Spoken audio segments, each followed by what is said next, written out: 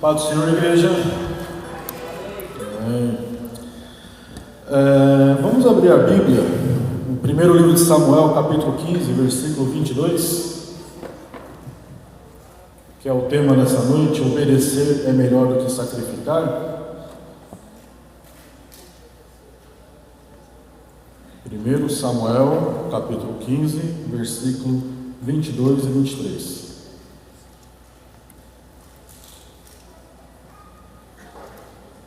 Amém? Porém, Samuel disse: tem porventura o Senhor tanto prazer em holocaustos e sacrifícios, quanto em que se obedeça a sua palavra? Eis que o obedecer é melhor do que o sacrificar, e o atender melhor do que a gordura de carneiros. Porque a rebelião é como o pecado de feitiçaria, e a obstinação é como a idolatria e culto a ídolos do lar. Visto que rejeitastes a palavra do Senhor, Ele também te rejeitou a ti, para que não sejas reis. Amém?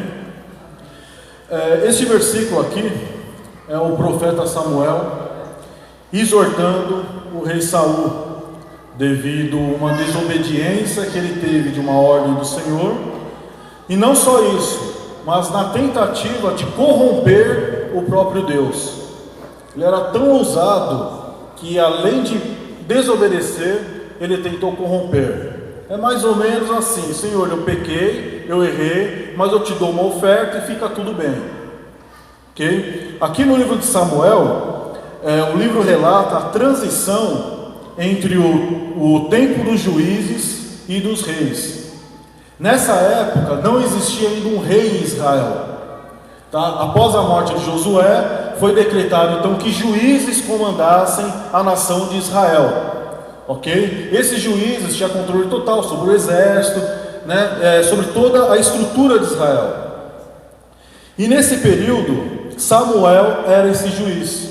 Samuel foi o último juiz de Israel. Okay? Para quem não sabe, esse Samuel é o mesmo da famosa oração de Ana. Ana não podia ter filhos, orou durante anos ao Senhor para que Deus abençoasse ela com filho. E aí ela fez um voto com Deus. O voto foi: Senhor, se me der um filho, eu vou consagrar ao Senhor. E ele deu o filho a ela, nasceu Samuel, e ela cumpriu com a promessa, com o voto dela, e deu ao Senhor. Aos 6, 7 anos de idade, ela levou ao profeta Eli. Eli cuidou dele, ensinou o sacerdócio a ele. Anos depois, o Eli faleceu.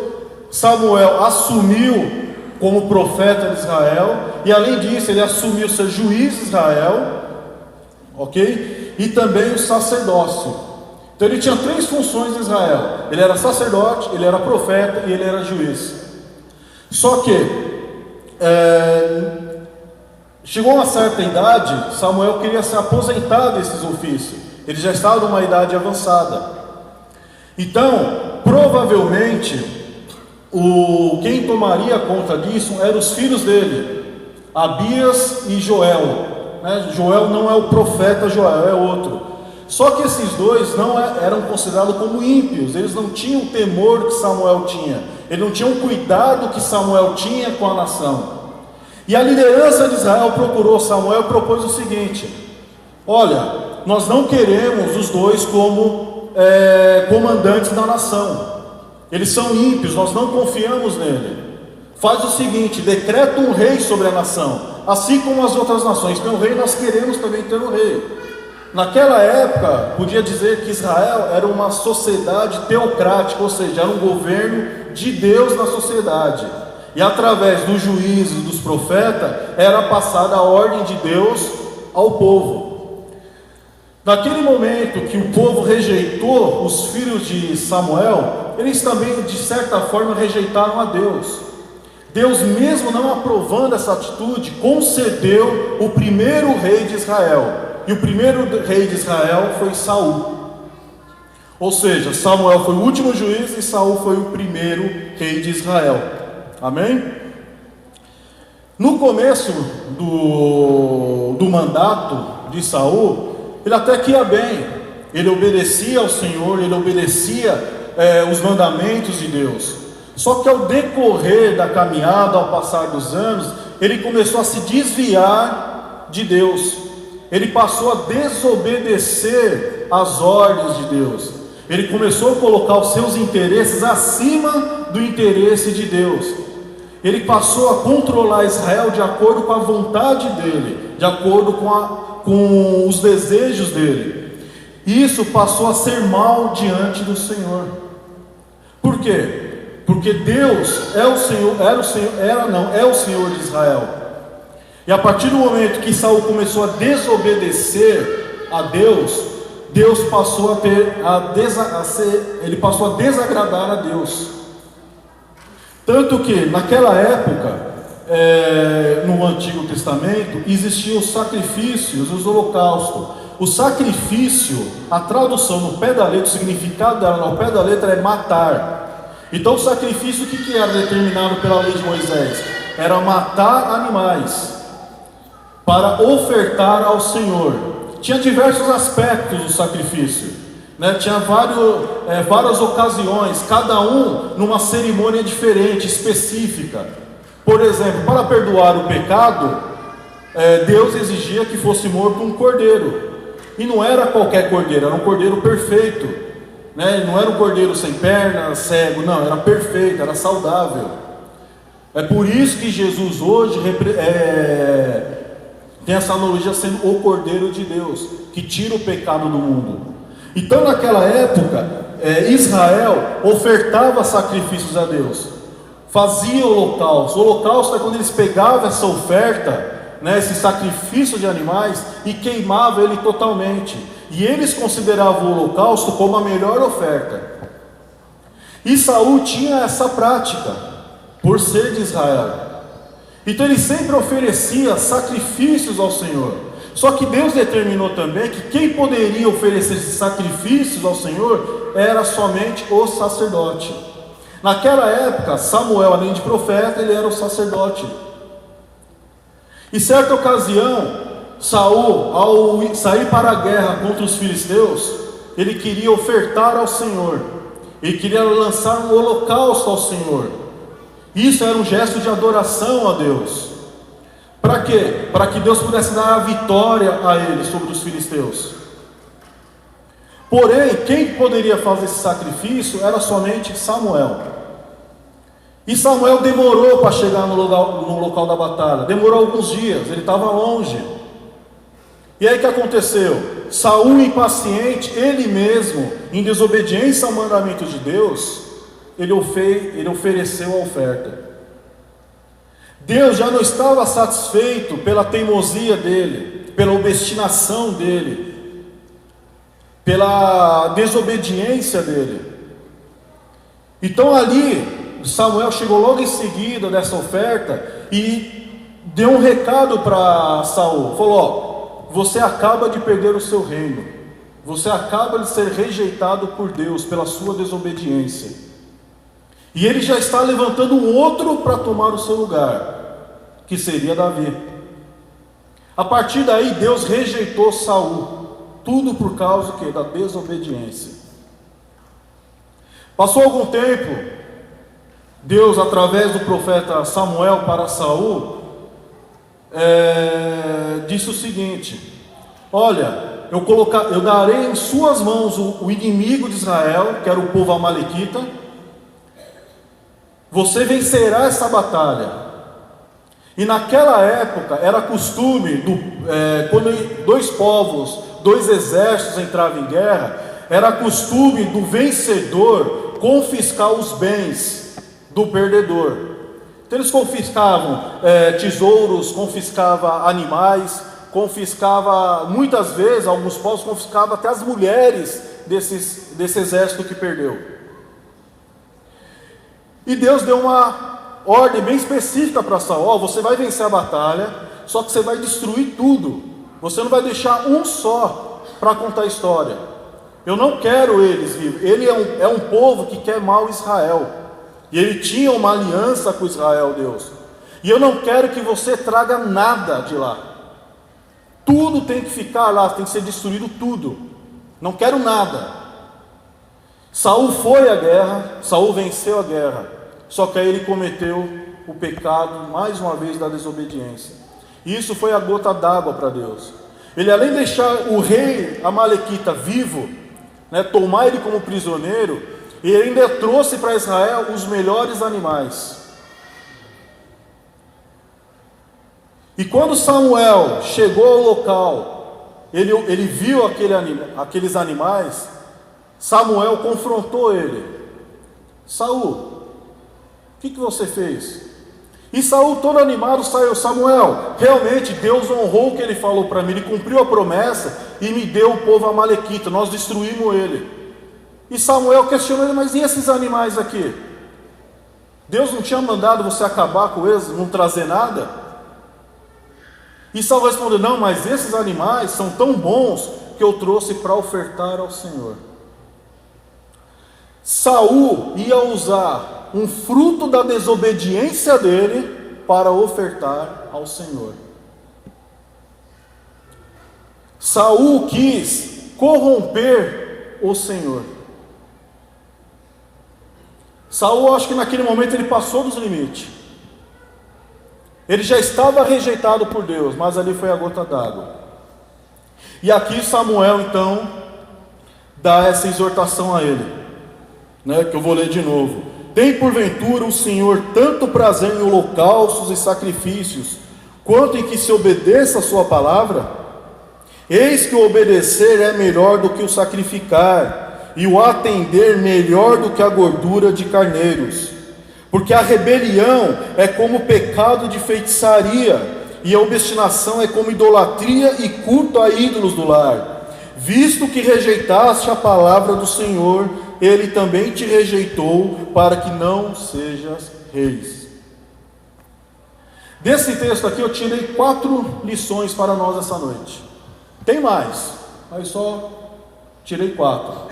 A primeira lição que nós devemos ter bem esclarecido para nós é: não devemos trazer as coisas reprovadas por Deus para o nosso meio. Em 1 João 2,15 fala: não ameis o mundo, e nem as coisas que há no mundo. Porque se tem alguém que ama o mundo, o amor do Pai não está nele. Ou seja, a pessoa que ama o mundo ainda não está vivendo o amor de Deus. Ele não está vivendo o caminhar com Deus, porque ainda está preso no mundo. Muitas vezes a gente vem para a igreja, a gente começa a frequentar a igreja, a gente se batiza, a gente entra em ministério, a gente prega, a gente ensina, a gente louva, a gente oferta, a gente dá o dízimo, a gente faz um monte de coisa na igreja. Mas às vezes a gente carrega uma bagagem do mundo com a gente. Onde a gente vai, a gente carrega aquela bagagem. A gente traz para o nosso meio, para a nossa vida, para o nosso convívio, aquilo que Deus reprova, aquilo que Deus odeia, e a gente se prende nisso. A gente traz para nós conceitos do mundo, comportamentos do mundo, ideias, filosofias, que é totalmente contra os princípios de Deus. A gente traz nessa bagagem, muitas vezes, admiração por pessoas que odeiam a Deus, pessoas que fazem de tudo para se opor a Deus. Na nossa geração, nós temos vários youtubers por aí, youtubers que a todo momento discursam, pregam, ensinam contra a palavra de Deus, e a gente está seguindo o cara, a gente está dando like nos caras, a gente está sendo influenciado por ele. A gente está trazendo para a nossa vida um monte de bobagem. A gente está enchendo cada vez mais a nossa bagagem, a nossa mala, de coisas que não prestam no mundo, porque simplesmente a gente não quer abrir mão. A gente acha que consegue negociar as trevas e a luz em nossas vidas. A gente acha que a gente pode ter um pontinho, um quartinho escondido no nosso coração, que ali Deus não toca. É uma área da nossa vida que a gente não deixa Deus agir. é aquele pecadinho de estimação, é aquele comportamento que eu trouxe do mundo. A Bíblia fala sobre novas e velhas criaturas, sobre o novo e o velho homem. O velho homem ou a velha criatura é antes de Cristo, e o novo homem ou nova criatura é depois de Cristo. A partir do momento que você conhece a Cristo, a nova criatura é uma pessoa transformada por Cristo. É uma pessoa que não carrega mais os vestígios do passado, não quer saber mais dessa bagagem. É uma pessoa que agora é uma outra pessoa, ela se transformou. É uma pessoa que se torna irreconhecível ao meio que ela andava antes. E é um processo em que a pessoa aceita Jesus. Ao aceitar Jesus, ela reconhece o seu pecado, ela se arrepende do seu pecado. O arrependimento é não praticar mais as coisas velhas. Ela reconhece que o agir sem Jesus é errado, e ela passa a ter uma nova conduta a isso, uma nova posição de vida sobre isso. E aí ela se torna uma nova criatura, uma pessoa transformada no Evangelho de Jesus. Essas pessoas que trazem a bagagem do mundo, infelizmente ainda não teve aquele encontro com Deus, não deixou Deus ainda agir no coração, porque ela retém ainda os prazeres da carne. Ela não está disposta a carregar a cruz de Cristo. Cristo nos ensina o seguinte, que se você amar a sua vida, você certamente a perderá. Ele está dizendo o quê? Se você ainda neste mundo amar a vida que você tem no mundo, você não será salvo. Mas se você carregar a minha cruz e amar a vida que eu tenho trazido para você, você será salvo. A cruz simboliza a morte. E Jesus falava isso porque ele era o exemplo de obediência. Jesus foi obediente até a morte de cruz. E a cruz significa morte. Quando a palavra fala, carregue a tua cruz e segue-me, ele está falando, crucifica os seus pecados junto comigo. Morre para este mundo. Você é nova criatura agora. Você não pertence mais a essas trevas. Contudo, a gente muitas vezes quer trazer as coisas do mundo para o nosso meio. A gente quer trazer às vezes uma certa modernidade na nossa vida. Às vezes nós ignoramos o que é tradicional, o que é conservador, segundo a palavra de Deus, por um modernismo falso. Infelizmente, a gente traz conceitos que não é cabível em nosso meio, não é cabível na igreja. E quando eu falo igreja, não é aqui avivamento bíblico Virarapuá, é a igreja de Cristo, o corpo de Cristo, que é padrão no mundo, é santidade. Cristo exige santidade na igreja. E quando você traz um conceito de fora do que a palavra diz, você está contaminando a igreja, você está contaminando o seu meio, a sua vida. Saul, ao trazer o inimigo lá, o rei, para dentro do seu povo, trazer aqueles animais, ele estava contaminando o seu meio. E Deus deixa bem claro, a luz e as trevas não se misturam.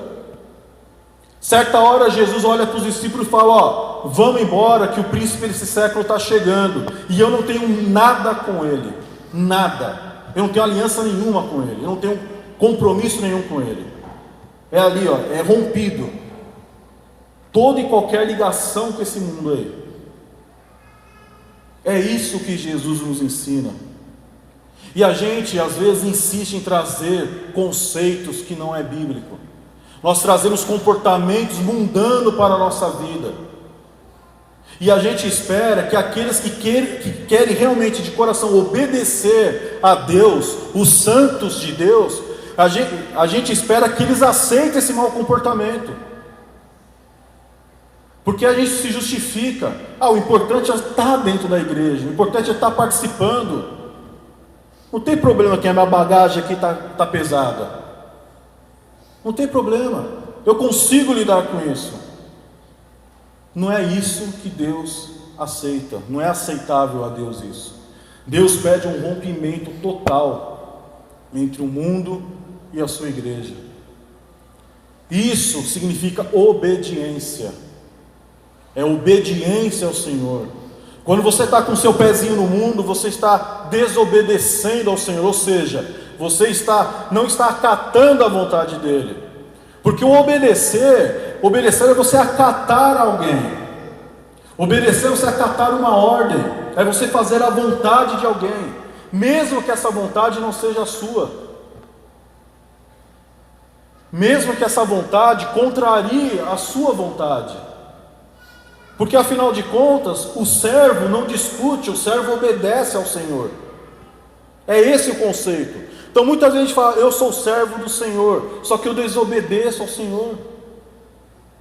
Eu continuo carregando comigo conceitos velhos, conceitos que é já para eu jogar fora.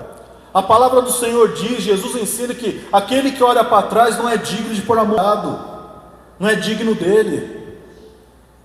A palavra do Senhor diz que quando você se compromete com Cristo e quer seguir a palavra dele, você vai aborrecer o mundo. Temos vários exemplos na Bíblia, dos próprios discípulos, dos próprios apóstolos. Temos aí Daniel, que foi lançado na cova dos leões. Sadraque, Mesaque e Abednego foi jogado na fornalha. O próprio Cristo, que foi até a morte de cruz. Tem Estevão, que foi apedrejado, o primeiro mártir da igreja, era jovem. Eles não negociaram de nenhuma forma os valores da igreja. E aí, além de a gente lidar, de combater esses princípios mundanos que querem nos corromper a todo momento, né? O mundo que eu falo aqui é o sistema que esse mundo tem de pecado, de maldade, é a conspiração maligna contra a palavra do Senhor, contra a igreja de Cristo. Isso é o mundo. Por isso que a palavra fala, não ameis ao mundo, não ame esse sistema, não ame isso, abomine isso. E além disso, infelizmente nós temos muitas falsas doutrinas, muitos falsos pregadores. É muito fácil, hoje a gente liga o YouTube, tem várias pessoas se intitulando pastores, várias pessoas se intitulando evangelistas, e acabam ensinando de uma forma errada, totalmente contrário ao princípio do que nós aprendemos no Evangelho. E isso tem nos corrompido também, não tem nos deixado amadurecer como igreja. A gente parece que se acostumou a só tomar leite. Paulo fala, quando eu era menino, eu agia como menino, agora que sou homem, eu tenho que agir como homem. E tem muita meninice nessa internet, nesse movimento gospel. É artista gospel falando abobrinha, a gente tomando como verdade, contrariando a Bíblia. É pastores da moda falando bobagem, a gente tomando como verdade, contrariando a Bíblia. E a gente vai se alimentando com um monte de bobagem. E a gente, em vez de crescer, a gente vai se adoecendo. A gente vai encolhendo na fé.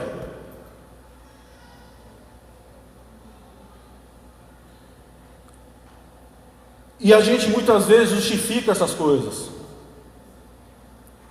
Eu não conheço ninguém mais íntimo de Deus Pai como Jesus Cristo. Eu acho que não tem. Se tiver, me aponta aí, porque eu não sei, não conheço. E Jesus, com essa intimidade toda vez que ele falava de Deus, ensinava sobre Deus, ele orava a Deus, ele tinha uma postura totalmente diferenciada. Ele era um exemplo de temor a Deus, de reverência e submissão ao Senhor. A conduta de Jesus era dessa forma. Ele não fazia nada por ele próprio. Várias vezes ele deixou bem claro que ele só faz aquilo que o Pai manda. Ele era o exemplo que tinha intimidade com Deus. E muitas vezes, muitos de nós falamos que tem intimidade com Deus, E não temos, nós nem conhecemos a Deus.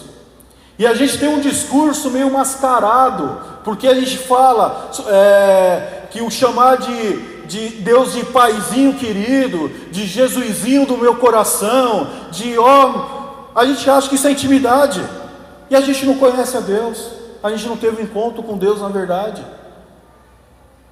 A gente nem sequer obedece os mandamentos dele. Se a gente quer uma intimidade real com Deus, a única forma é joelho no chão, é orar ali com fervor, com fé, é buscar a face de Deus com sinceridade no coração. Essa é a verdadeira adoração. Deus procura aqueles que o adoram em espírito e em verdade, e a obediência é a adoração a Deus. É essa a verdadeira adoração. É obedecer os mandamentos do Senhor. Jesus deixa bem claro: aquele que me ama, obedece os meus mandamentos. Ele é bem claro nisso. Para termos intimidade com Deus, nós temos que aprender a ouvir a voz do bom pastor. Muitas vezes a gente tem uma certa confusão: será que aquele é de Deus? Será que essa voz é de Deus? É do diabo? É do mundo? É de quem essa voz? Isso é sinal que você não tem intimidade com Deus. Porque a voz do bom pastor, Jesus Cristo, é inconfundível. Quando você tiver todos os dias da sua vida dedicando a sua vida ao Senhor, aí você pode dizer que você tem intimidade com Deus, porque você vai estar ouvindo a voz dele, você vai estar discernindo a voz dele. E essa é a vontade de Deus. É essa a vontade de Deus. Segundo tópico aqui de nossa lição: a sua desobediência te iguala a qualquer outro pecado ou pecador que você mesmo condena. Aqui no versículo 23, Samuel deixa bem claro aqui: porque a rebelião é como o pecado de feitiçaria, e a obstinação é como a idolatria e culto a ídolos do lar. A rebelião o que é? É quando você se levanta contra uma autoridade com uma afronta, como insubmissão, como uma revolta. É pecado.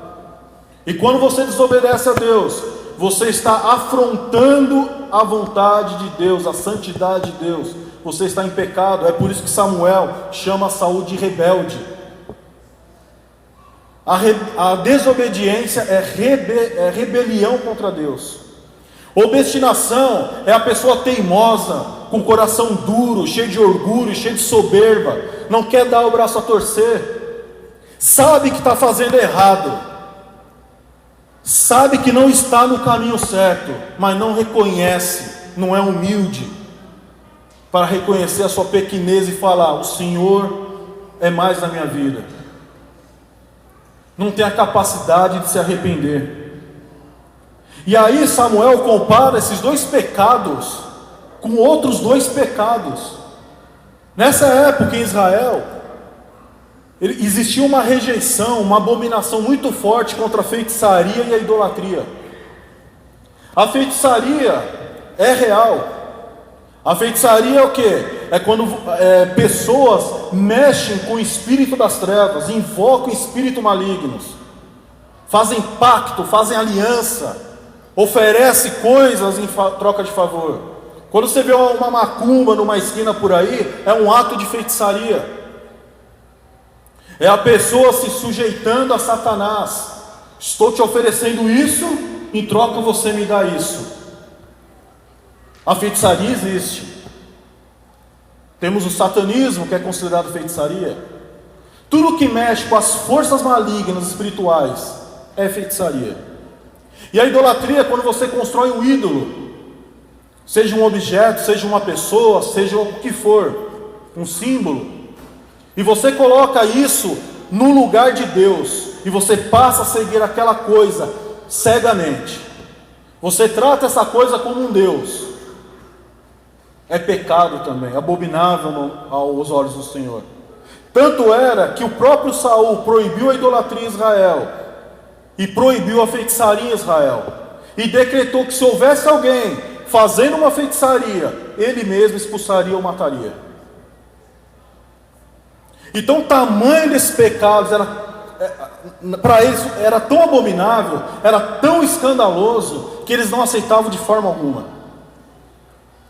E Samuel para Saul fala: sabe essa rebelião, essa teimosia que você está tendo?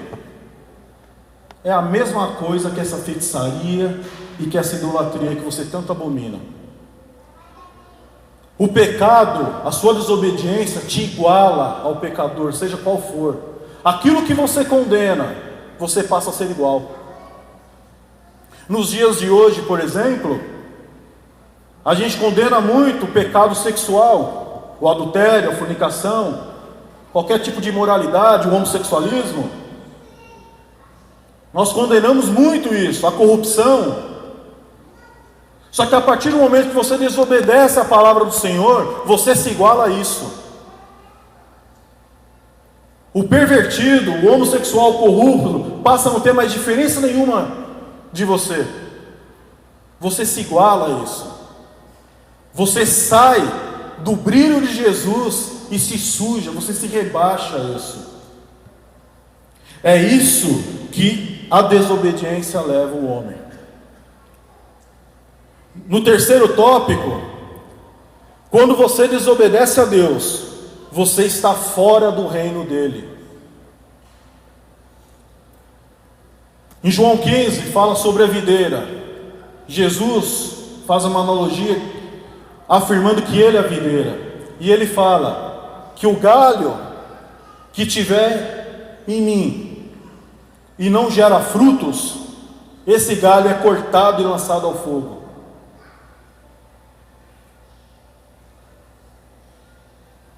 Não tem como você ser desobediente à palavra de Deus e estar dentro do reino de Deus. Não tem como. A desobediência significa que você não acata a vontade de alguém, você não está acatando a vontade de Deus, do rei do reino, você não está fazendo a vontade. Então não existe a possibilidade de você estar dentro do reino. Lá em João 14 Jesus fala, um mandamento principal que Jesus ensina é o quê? Amar a Deus acima de todas as coisas, com toda a sua força, com todo o seu entendimento, com toda a sua intensidade, com toda a sua energia, com tudo que você tem. Ame a Deus acima de tudo na sua vida. E em João 14 ele fala, só que aqueles que amam a Deus obedecem os seus mandamentos.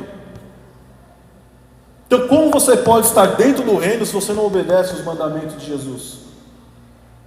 Como ele pode ser o seu Senhor se você está em desobediência a ele? Em Atos 4, os fariseus mandaram prender Pedro e João e tentaram proibir eles de pregar sobre Jesus.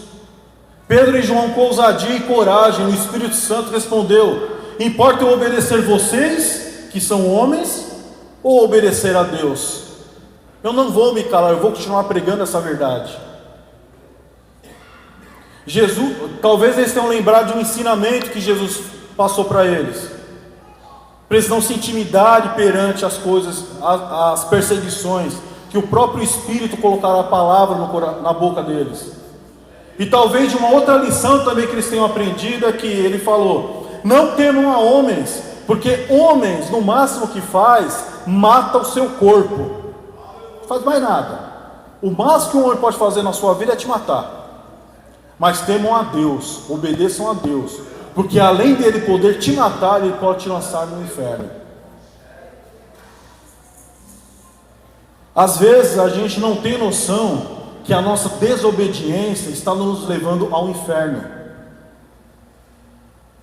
Estamos perdendo a nossa salvação pela nossa desobediência. Eu ouvi um pregador uma vez que falava assim: daqui 100 anos muitos de nós estarão no inferno. E é verdade. Daqui 100 anos, muitos de nós, que eu falo igreja, estará no inferno. Jesus dá base nisso. Em Mateus 7:21 ele fala: nem todo o que me disser Senhor, Senhor, entrará no reino de Deus. E aí muitos falarão: mas Senhor, em teu nome eu profetizei, Senhor, em teu nome eu fiz a tua obra, eu fiz isso, eu fiz aquilo. E ele vai responder: afasta de mim, porque eu não te conheço. Você não fez a vontade de Deus, você não obedeceu ao meu Pai, você não foi obediente. Não tem como você entrar nesse reino. Infelizmente você será lançado fora. E isso é muito sério, irmãos. A sua desobediência, a minha desobediência, pode nos levar ao inferno. Está em jogo a nossa salvação. Porque a gente não leva isso a sério, a gente leva tudo a brincadeira, oba-oba. A gente esquece que é um Deus soberano, é um Deus sério, que deu o Filho dele pela nossa vida. E a gente brinca, a gente zomba de Deus. A gente zomba de Deus, só que a gente está plantando algo que vai nos custar muito caro.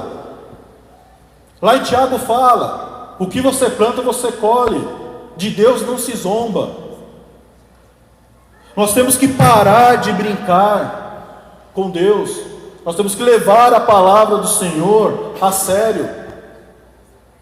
Muitos homens e mulheres de Deus morreram violentamente para que a gente possa ter essa Bíblia hoje aqui na nossa mão.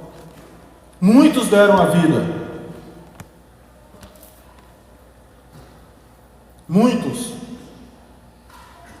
A gente não ama o nosso próximo. A gente não perdoa as ofensas. Jesus nos ensina a amar os inimigos, orar pelos perseguidos. Não, a gente quer vingança, a gente quer que a pessoa se dê mal. A gente fala que serve ao Senhor, que ama a igreja, que ora vem Jesus, ora vem. Lá em Amós 5,18, sabe o que está dizendo? Vocês fogem do leão, mas vão encontrar um urso. Vocês estão achando que a vinda do Senhor vai trazer alívio, refrigério? Não, aos desobedientes vai trazer tormento. A gente não consegue amar a igreja de Cristo, porque a gente está mais preocupado com o nosso umbigo, do que de repente entender que nesse exato momento, hoje, tem um missionário no campo, sendo perseguido, sendo torturado, sendo morto. Um nosso irmão. E a gente não para se importar com eles. A gente quer o nosso jeito. A gente quer a nossa cara. A gente não é capaz de obedecer a Deus na sua essência e levar isso a sério, a entregar a nossa vida. Quando a gente não entrega a nossa vida a Deus, estamos no ato de desobediência. E quarto, você será julgado por não fazer o que Deus te deu para fazer. Parábola dos talentos, Mateus 25,14. Lembra da parábola? O Senhor chamou 3 homens e deu talentos para cada um deles, e prometeu voltar. Alguma semelhança? O Senhor deu talento, deu propósito, deu uma função, deu dons e prometeu voltar. E Jesus ensina que quando esse Senhor voltou da sua longa viagem, hoje faz 2000 e poucos anos, da sua longa viagem, ele cobraria esse talento desses homens. 2 colocaram em prática o talento, exerceram aquilo que Deus deu para ele fazer, fez, multiplicou, prosperou.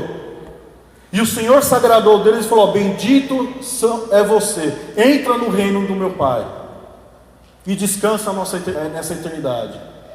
E ao último, o que ele fez com o talento dele? Ele enterrou. Ele desobedeceu a Deus. Ele desobedeceu ao Senhor.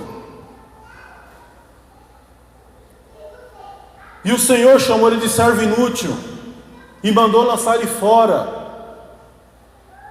Mandou ele lançar nas trevas, no tormento eterno. Saul não fez o que ele tinha que fazer pelo reino de Israel, e ele foi banido. E nós? Será que nós vamos ter condições de dar o jeitinho brasileiro no dia do juízo? Será que a gente vai dar aquele tapinha, aquela propina para o Senhor e falar: Senhor, eu entro aí, ó minha oferta ao Senhor? Será que não é hora de a gente levar a sério que haverá um juízo em nossas vidas? Que o Senhor está voltando? Que nós somos a igreja de Jesus Cristo e temos que zelar pela santidade.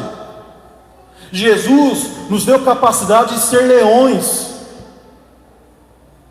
E às vezes a gente se comporta que nem um gatinho brincando no novelo de lã lá, fraco. E o diabo sambando na nossa cabeça.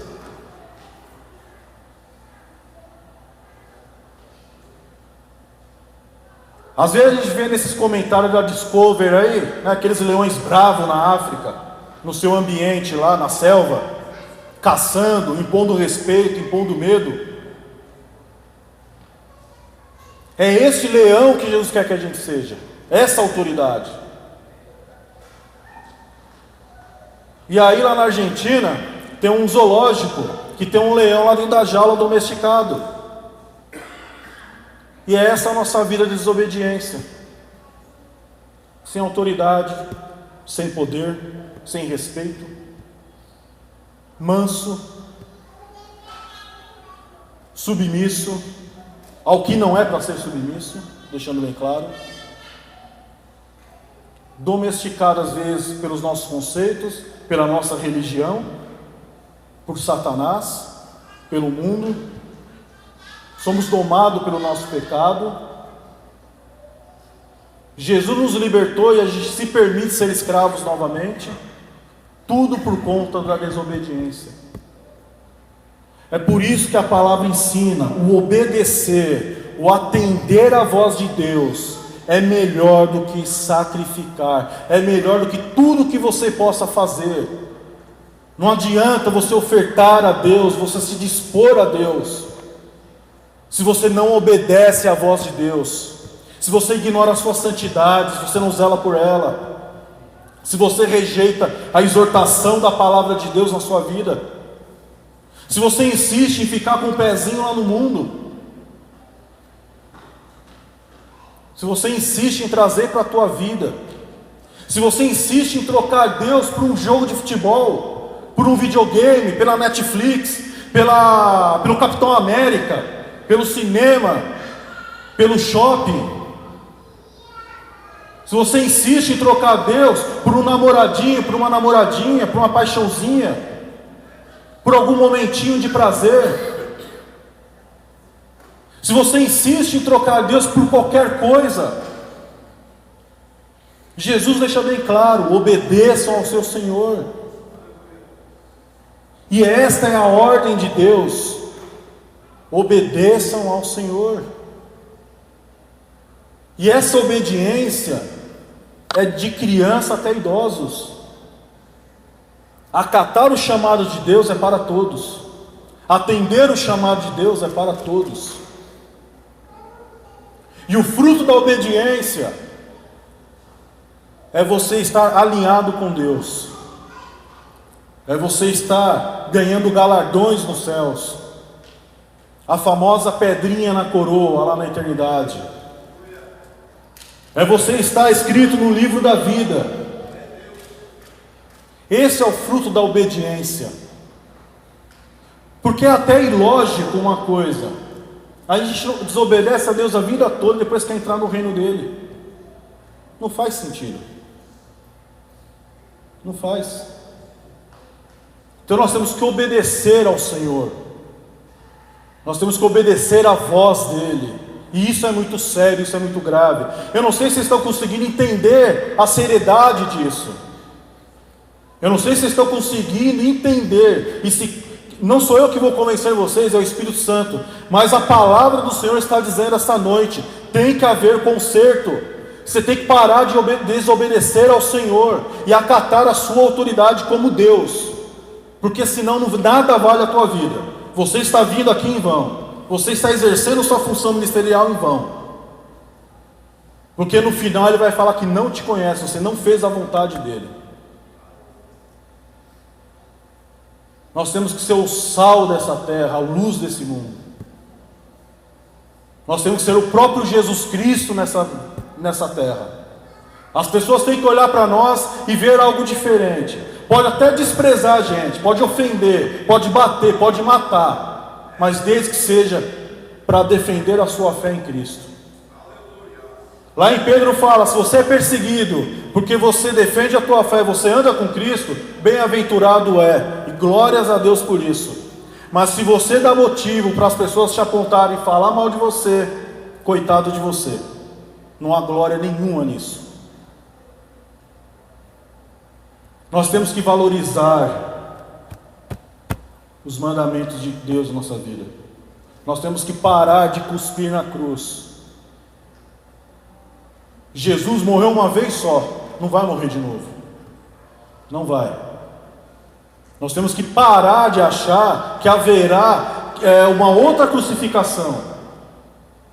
A Bíblia fala: quando você despreza o sacrifício de Cristo, você está perdido.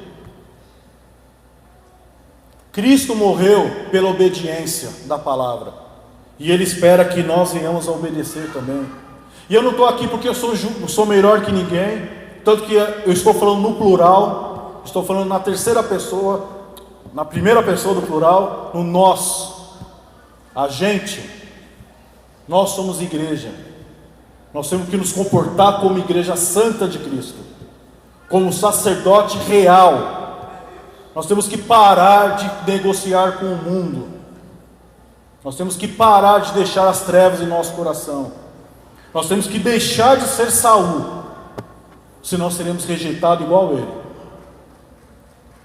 Eu também não estou aqui para acusar ninguém, não estou aqui como juiz de ninguém, mas estou trazendo aqui uma mensagem que Deus colocou no meu coração já faz um certo tempo, e não é em vão esse tema.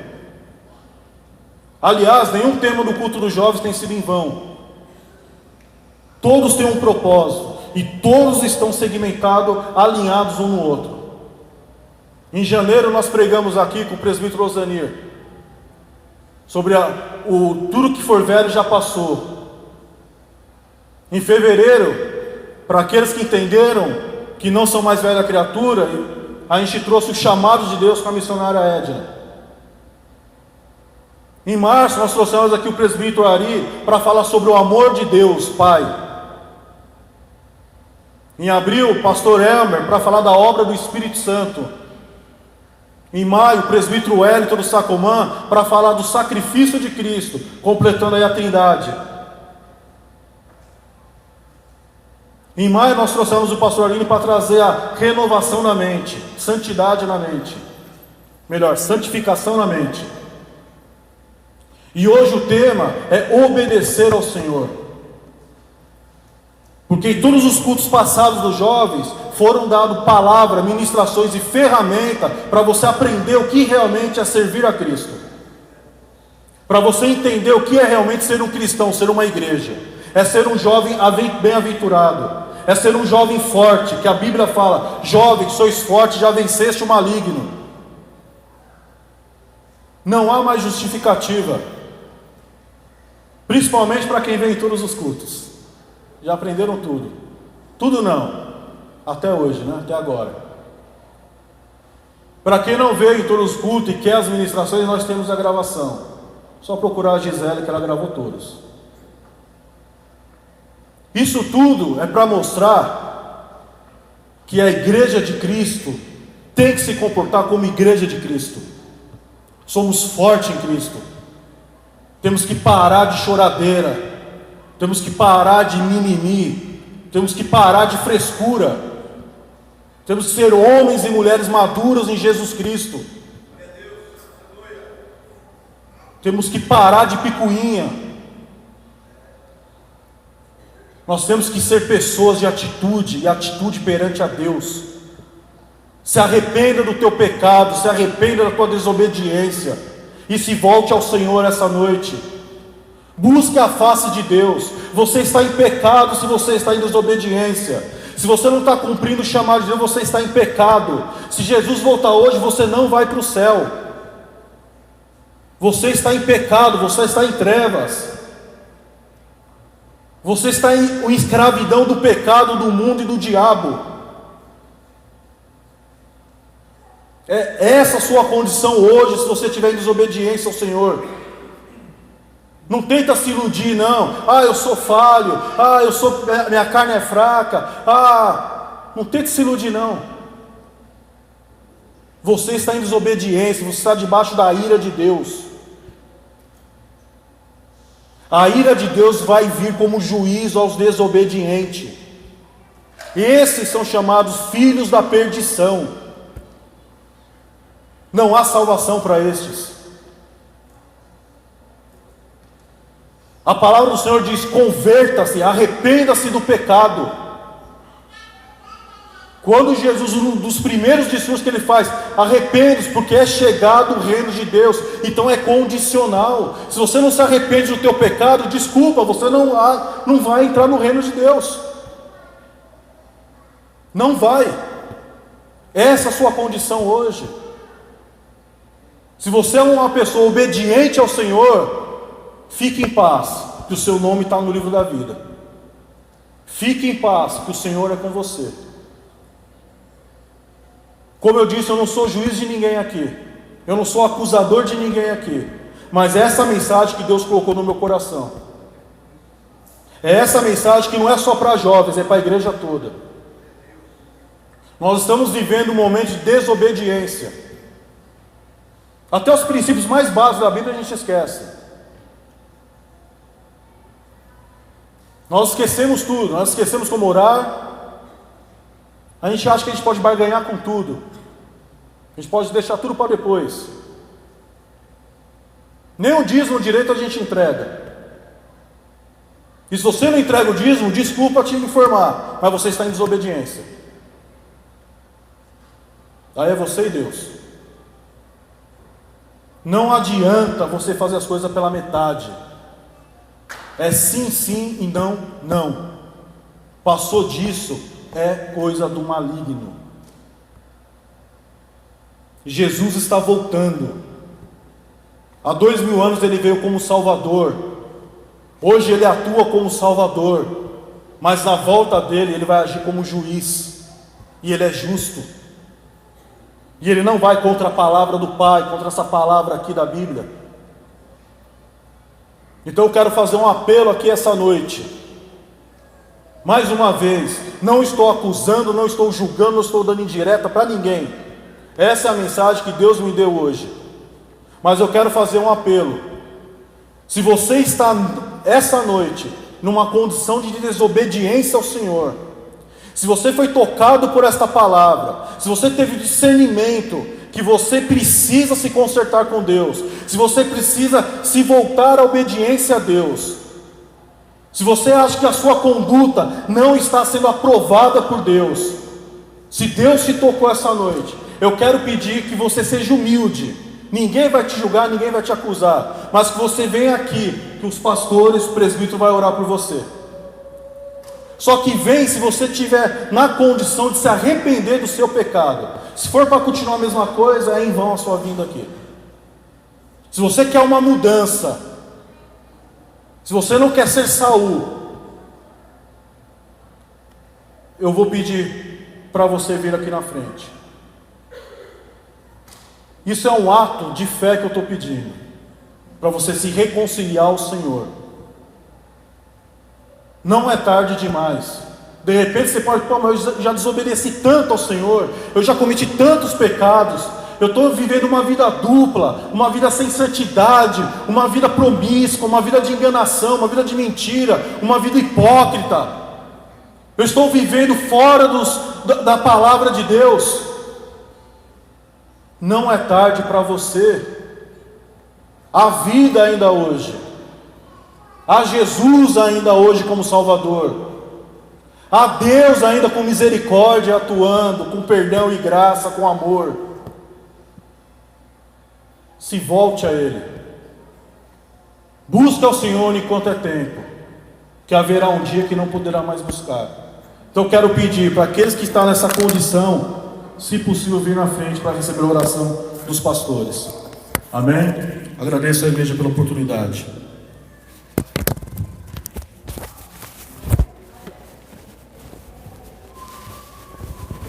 Fiquemos em pé, meus amados. Se tiver alguém, bem. Está muito claro aí, né? Se tiver alguém, bem. se sentindo bem, está bem com Deus, não vem. Tá? Porque a palavra diz que quem julga nós é nós mesmos. Né? Cada um crente que julga ele mesmo. Você está bem com Deus? Não vem. Você está precisando mesmo dessa palavra? Vem. Tem alguém para vir? Tudo bem. Amanhã, a escola bíblica, 9h30 da manhã.